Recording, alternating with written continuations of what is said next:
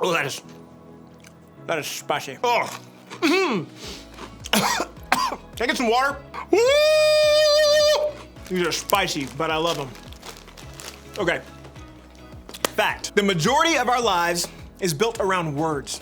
I mean, just think about how many words you use each and every day. Some of them are words said out loud, like when you greet someone in the hallway, or you talk with friends at the lunch table, or you share your conversation with your mom before bed. And then some of them are words that aren't spoken, like words typed in a text message, or if you read it in a book, or words that are posted on social media. Sometimes they're thoughts in your head, or words communicated through American Sign Language, like, I'm hungry. Words help us connect to other people. And I think that makes them pretty powerful. Now, what's cool about words is that we have a lot of freedom when it comes to them. For better or for worse, we have a choice. We can choose to use any words that we want whenever we want. If we want to give a compliment, we can choose to use kind words. If we want to make someone laugh, we can choose funny words. If we want to make somebody mad, we can choose the words that will upset them. Of course, there may be consequences for some of the words we choose to use. When we call someone a name, or tell a dirty joke, or make fun of somebody who's different, or even drop a cuss word into a conversation, we might get into some trouble or hurt somebody's feelings. But at the end of the day, we still have the choice to use those words or not. We still have freedom when it comes to our words. Now, I don't know about you, but that makes me wonder this. Am I using my freedom in the best way when it comes to my words? Now, here's why I think this whole conversation about words is so tricky. Because if we're honest, most of us are probably thinking something like this. Is this really that big of a deal? And we all get that there are good words and there are bad words. We know there are certain things we're just not supposed to say. But what's a bad word to one person might not be that bad to somebody else. So really, who's to say whether or not we cuss or tell dirty jokes? Is it really that big of a deal to yell names at somebody we're mad at, or sing along with song lyrics that might be offensive to somebody? I mean, if I think the words I'm saying are okay, then it doesn't really matter what anybody else thinks, right? Again, I know this is tricky, because honestly, all of us struggle with our words in one way or another. There are all kinds of reasons for why we use our words the way we do. Maybe we hear our family say them at home, so we repeat them ourselves. If the adults in our lives are talking like that, why can't we? Or maybe we use certain words because we want to fit in. Everyone else is saying them, and we think saying them ourselves will help us be accepted and included. Or maybe we think it's okay to use certain words because they make people laugh. I mean, can't we just say, I'm just kidding, after whatever we say, and that makes it all okay, right? Or maybe we use certain words, but we don't really know what they mean. We say them because we hear them, but if we're honest, we don't really know what it is that we're saying. Or maybe we think it's okay to say certain words because we've heard people at church say them. And if they can say those words, why can't we? Well, here's what I would say to all of that. I think we're focusing on the wrong things. See, it's not really the words themselves that are the biggest problem. I think it's the way we use those words that gives them power. To show you what I mean, I've called 4 friends and asked them each to read a sentence for us. Same sentence. I don't think she should get that grade. I don't think she should get that grade. I don't think she should get that grade.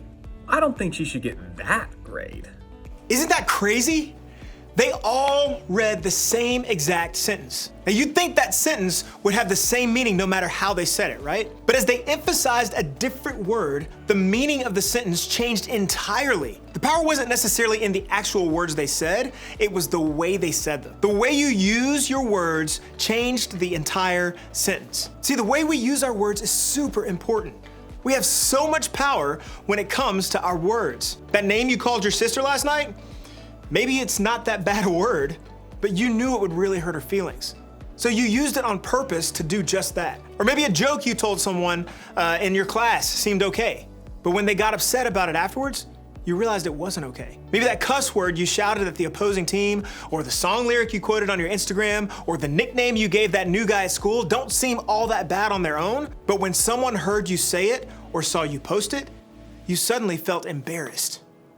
That's because you realize the words have power. They have the potential to harm or to hurt or to offend somebody else. Knowing our words have power means we recognize the impact they can have on both others and ourselves. The words we use can hurt someone else, Even if they don't tell you, or even if you don't mean to, someone could be hurt or offended by the words you say. And when you say something without thinking or even meaning it, you're allowing people to have an opinion about who you are. They're forming what they think about you based on the words they hear you say. See what I mean?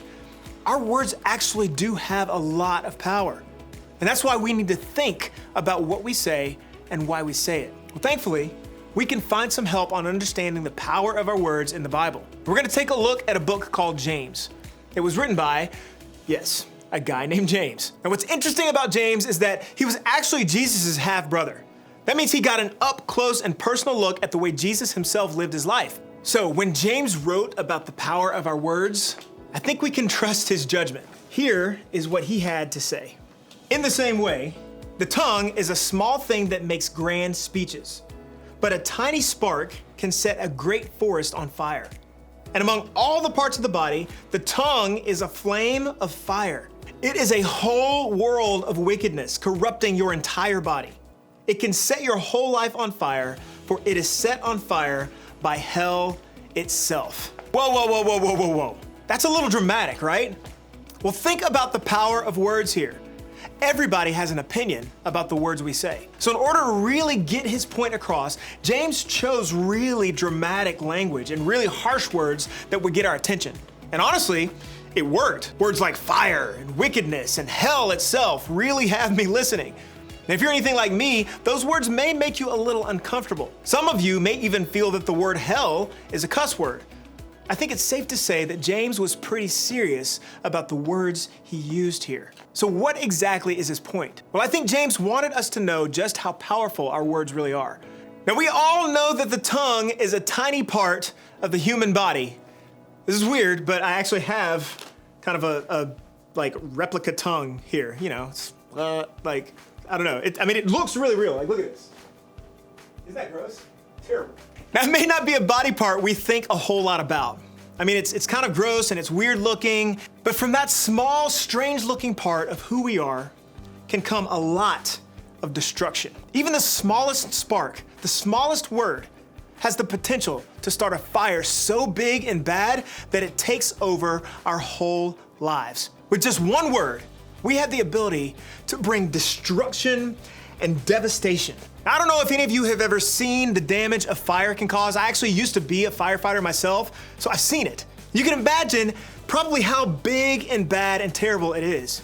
I've seen fires reduce even the strongest structures and the most beautiful landscapes to nothing but ash and rubble. And a lot of times, that destruction causes permanent damage that we can't undo. You know what this reminds me of? Toothpaste. Well, actually, something my youth pastor showed us when I was in my youth ministry. Now, I know this is a bit of a mouth-themed conversation between the toothpaste and the tongues, but just stay with me. Now, this toothpaste, super happy in its tube. Look at the happy little toothpaste. It's just waiting to be used when we need to brush our teeth, right? And when we use toothpaste in the right way, it's super helpful and good for us. But what about when you don't use it in the way it's meant to be used and like you get all crazy and careless with it, right? Like it can be a huge mess. I mean, look at this. Toothpaste everywhere. We'll just keep on going.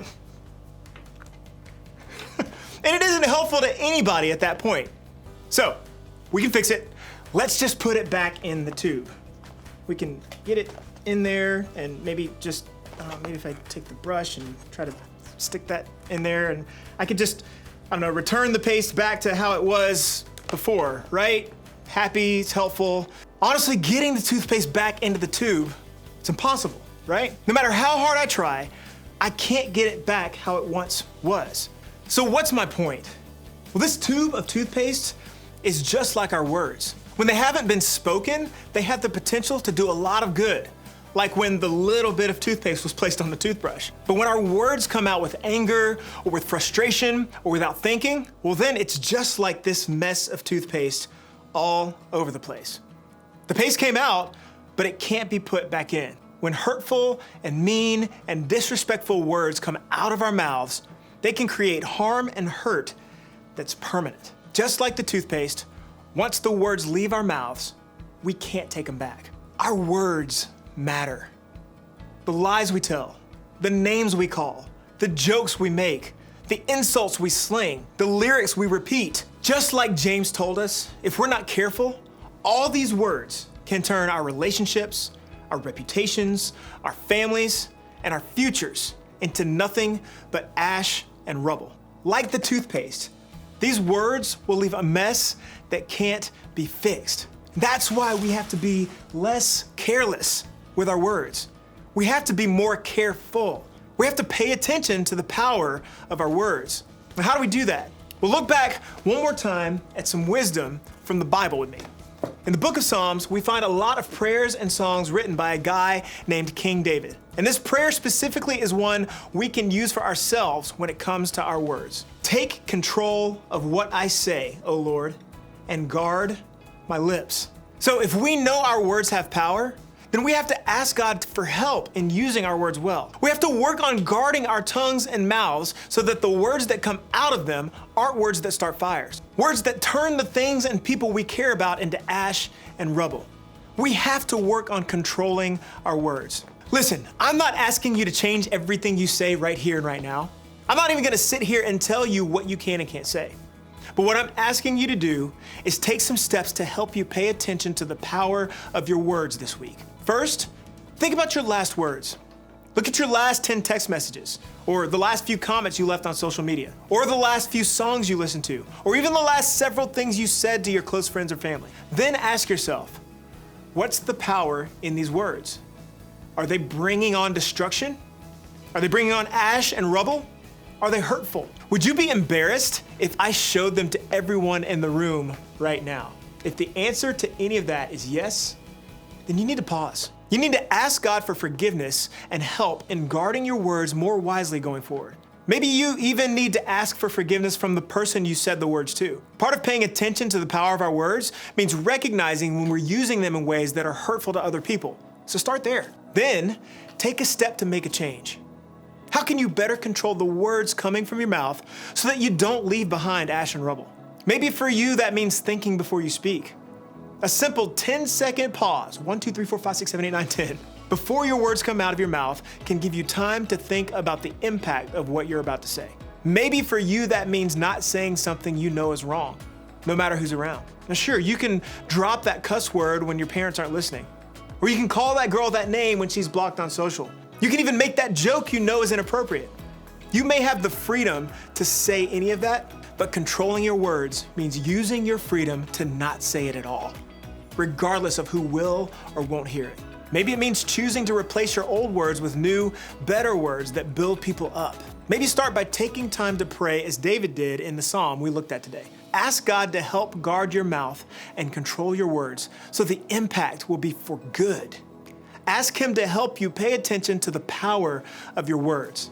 Paying attention to the power of your words is something that takes time and practice. It doesn't just happen overnight. That's one of the reasons that we have groups. Your group can help you notice when the words you say cause destruction or hurt, and they can help remind you to pause, replace your words with new positive ones, and to pray that you can use the power of your words for good.